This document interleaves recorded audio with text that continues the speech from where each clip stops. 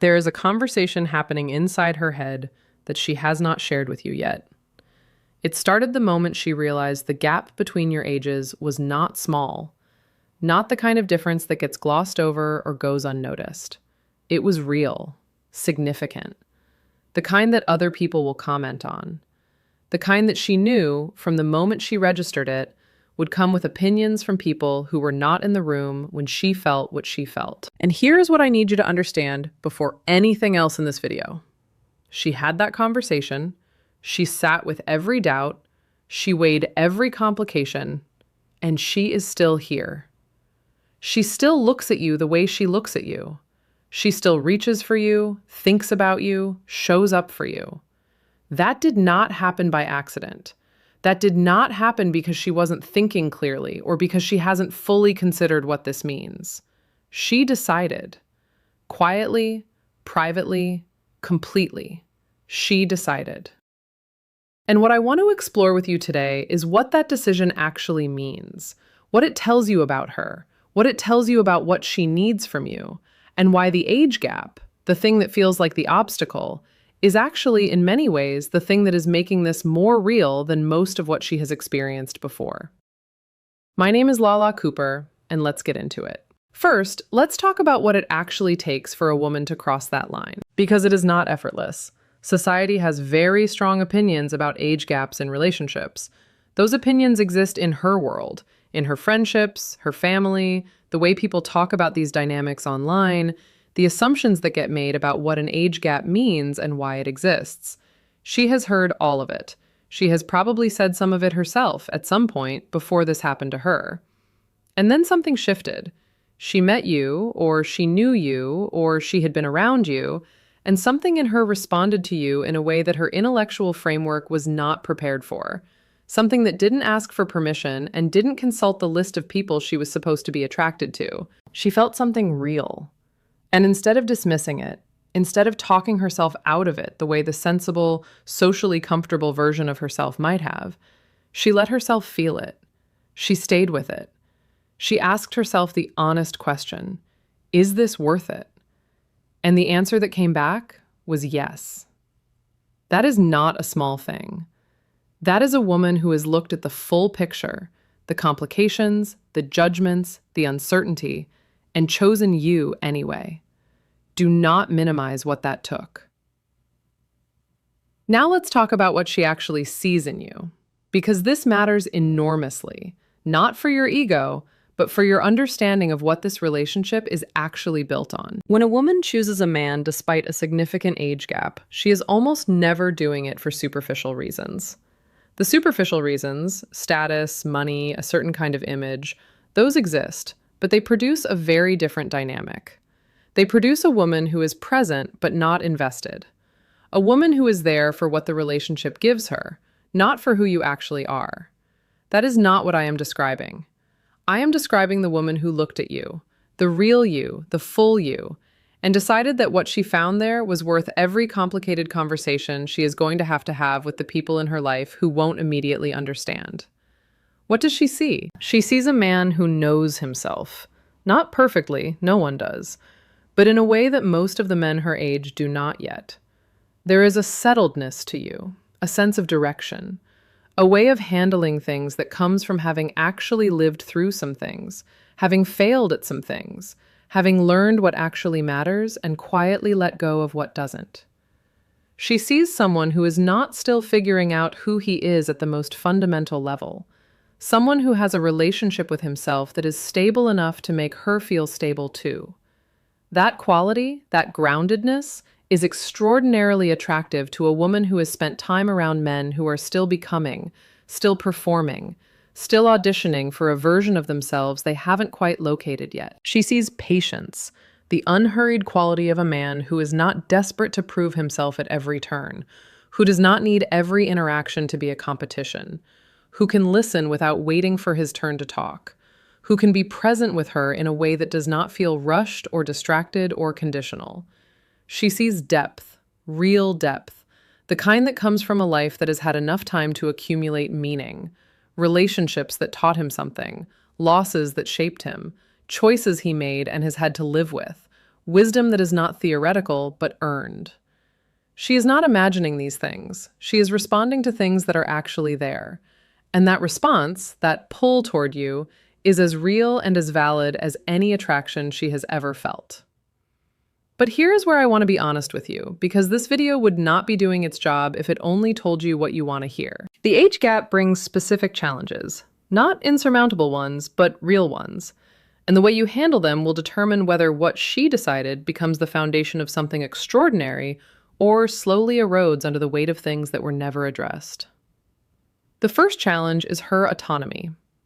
A younger woman in a relationship with an older man is particularly vulnerable to a dynamic where the power balance tips in a direction that neither of them fully intends. It happens gradually. It happens through small moments where his experience becomes authority, where his certainty overrides her instinct, where her perspective gets gently, or not so gently, corrected rather than genuinely considered. She chose you as a partner, not a mentor, not a guide, not a father figure. A partner.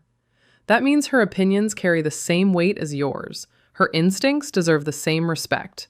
Her way of seeing the world, even when it is different from yours, even when she arrives at things differently, even when her conclusions surprise you, is not less valid because she has had less time to form it. One of the greatest things you can do in this relationship is remain genuinely curious about the way she thinks. Not in a condescending way, not the curiosity of someone humoring a perspective they've already decided is less informed. Real curiosity. The kind that accepts that she might see something you've missed. That her angle, the one that comes from a different vantage point, a different generation, a different set of experiences, might illuminate something you've been too close to for too long. The second challenge is the outside world. And I want to address this directly because it will come up. It already has, probably in some form. People will have opinions. Some of those opinions will come from genuine concern. Some will come from assumptions that have nothing to do with who the two of you actually are. Some will come from people who are projecting their own fears or limitations onto your relationship because it challenges something they need to believe about how things are supposed to work. Here is what matters. She has already decided that you are worth navigating that. But the navigation will be easier if she feels that you are in it with her. Not above it, not dismissive of it, but genuinely present as her partner in facing it. Do not make her feel alone in the social complexity of this. Do not make her feel like the outside world's reaction is entirely her problem to manage. When her friends are skeptical, when her family asks difficult questions, when strangers make assumptions, she needs to feel you beside her. Not defensive, not combative, just steady. The kind of steady that says, I know what this is, and I'm not embarrassed by it, and I'm not going anywhere. That steadiness is more powerful than any argument you could ever make to the outside world. It is the thing that reassures her, quietly, consistently, that she made the right call. The third challenge is the future, and it requires a particular kind of honesty. Age gaps raise real questions about the long arc of things, about life stages that may not align perfectly, about what each person wants, when they want it, and whether those timelines can genuinely work together rather than pulling in quietly opposite directions. These conversations are not comfortable, but they are necessary.